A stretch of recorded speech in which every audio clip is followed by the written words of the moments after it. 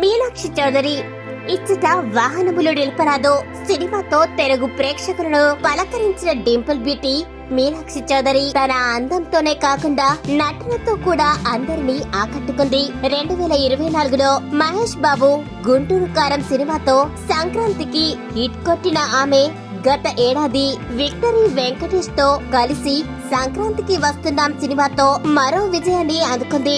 ఇప్పుడు కూడా మళ్ళీ సంక్రాంతికి హ్యాట్రిక్ అందుకోవాలని చూస్తుంది ఈ ముద్దుగుమ్మ. ప్రస్తుతం నవీన్ పోలిశెట్టితో కలిసి అనగనగా ఒక రాజు చిత్రంలో నటిస్తోంది. ఈ సినిమా జనవరి 14న సంక్రాంతి పండుగ సందర్భంగా విడుదల కానుండడంతో మీనాక్షి చౌదరి ప్రమోషన్ కార్యక్రమాల్లో పాల్గొనడం ప్రారంభించింది. దీనిలో భాగంగా తన మొదటి సినిమా హీరో సుశాంత్ తో తనకు సంబంధం ఉందని, వారు త్వరలో పెళ్లి చేసుకోబోతున్నారని గత 5 సంవత్సరాలుగా వస్తున్న పుకార్లకు ఆమె ఎట్టకేలకు స్పందించి అందరినీ ఆశ్చర్యపరిచింది. ఇంటర్వ్యూలో యాంకర్ మీనాక్షి చౌదరి సుశాంత్ తో వివాహం చేసుకుంటున్నారని సోషల్ మీడియాలో పుకార్లు వచ్చాయి కదా, దీని గురించి మీ అభిప్రాయం ఏమిటి?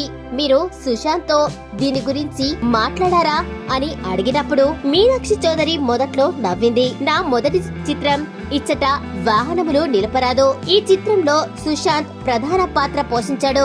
అప్పుడే నాకు సుశాంత్ తో మంచి స్నేహం ఏర్పడింది. పుకార్ల విషయానికొస్తే అలాంటి పుకార్లు సోషల్ మీడియాలో ఎప్పుడూ తిరుగుతూనే ఉంటాయి.